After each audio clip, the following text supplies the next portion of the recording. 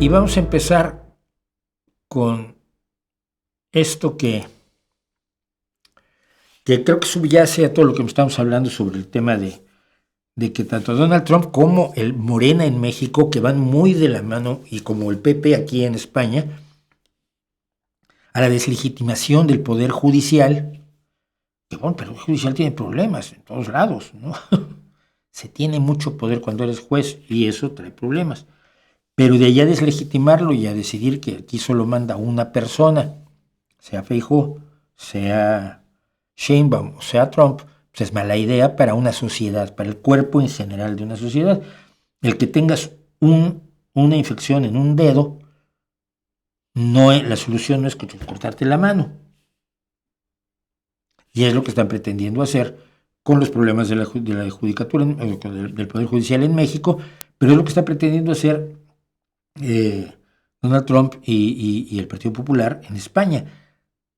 Hacer totalmente sumiso a sus deseos y a sus opiniones y a sus deseos al Poder Judicial. Pero entonces, las leyes nacen por consenso. Entonces, esto se llamaba, y lo escribí en mi Substack, si quieren ustedes entrar al Substack de elnocturno.substack.com, ahí escribo a veces cosas. Y dice: destruir el consenso de las leyes Trump, Putin, Morena y otros caminos del autoritarismo.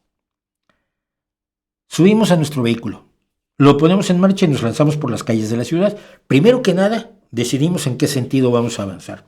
Y parece lógico, si estamos en una calle de un solo sentido, decidimos seguir el que está marcado por diversas señalizaciones, o incluso a veces solo por la dirección en la que están aparcados la mayoría de los autos de una calle, pues nos dice que esta calle es para allá o es para allá, o es de doble sentido. Estamos en una de un sentido, para no hacernos líos. Podríamos, por supuesto, lanzarnos en dirección contraria. Alguna vez lo hemos hecho, ya sea por descuido o por una emergencia. Pero en general, usamos la dirección que indica el reglamento. Llegamos a una intersección pequeña y hay una señal indicando que debemos cederle el paso a los que vienen en la calle perpendicular. Bajamos la velocidad o nos detenemos. Más adelante, en otra intersección, nos encontramos con un semáforo en rojo. Nos detenemos y esperamos a que la luz se ponga verde para darnos paso franco. ¿Sí? No lo hacemos todos los que conducimos, por lo menos.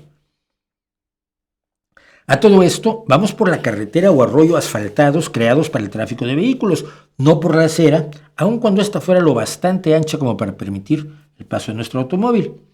Y vamos a la velocidad permitida por el reglamento, no más.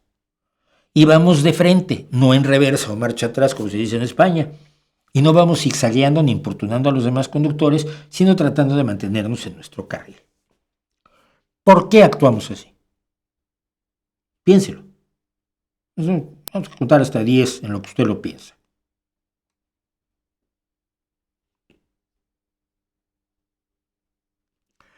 ¿Por qué actuamos así?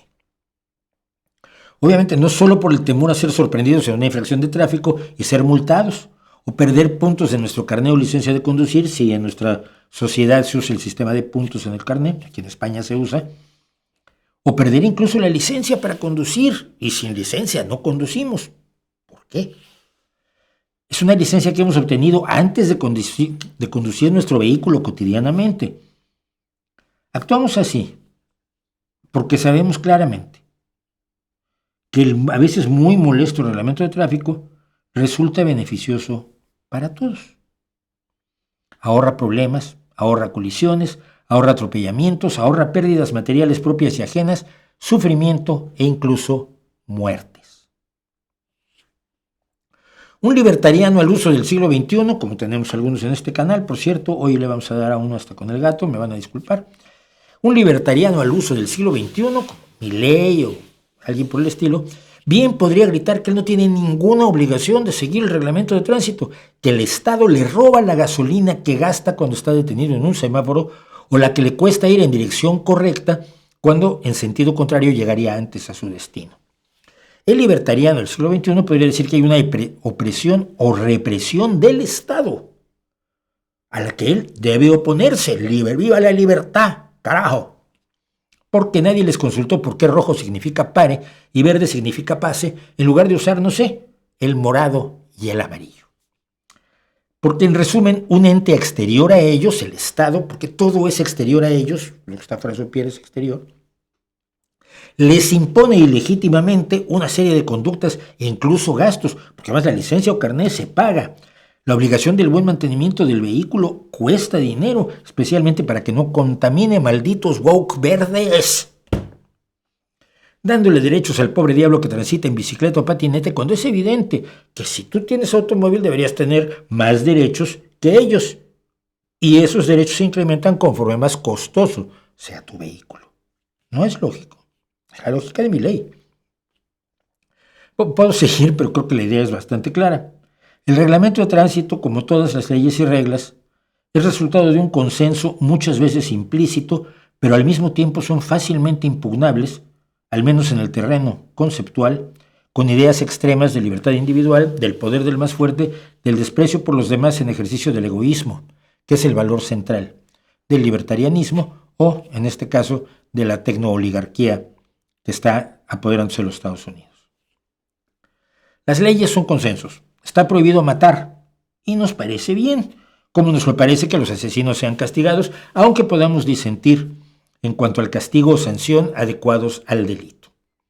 Está prohibido robar. Se atienden las sentencias de los jueces a sabiendas de que son seres humanos con sesgos imperfectos y no tan objetivos como idealmente podríamos querer que fueran los jueces. Se respetan las investiduras de miembros de gobiernos, de las legislaturas y los ejecutivos, porque todo ello contribuye a mantener una sociedad funcional que más o menos nos conviene a la mayoría. Sin consenso no hay posibilidad de gobierno, ni de leyes, ni de poder. Quienes buscan destruir al sistema, ideal por demás pobre y simplón, han encontrado que es más sencillo hacerlo desde dentro que desde fuera, con revoluciones y manifestaciones y huelgas y motines y rompiendo cosas y haciendo huerfanitos.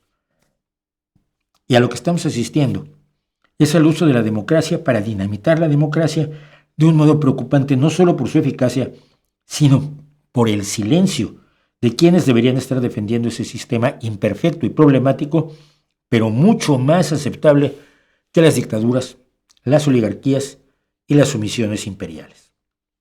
En los Estados Unidos, Donald Trump está destruyendo el sistema de leyes de su país utilizando el poder presidencial, y esto es lo más aterrador, de manera totalmente legal o casi totalmente legal. Lo que él está violentando son una serie de supuestos no escritos sobre el debido comportamiento del presidente estadounidense, sobre su respeto, por ejemplo, a organismos independientes como el Departamento de Justicia, el FBI, la Administración de la Seguridad Social o la Agencia de los Estados Unidos para el Desarrollo Internacional, la USAID, entre un total de 56 agencias independientes que se han creado en los Estados Unidos para que funcionen con sus propias reglas sin intervención del presidente.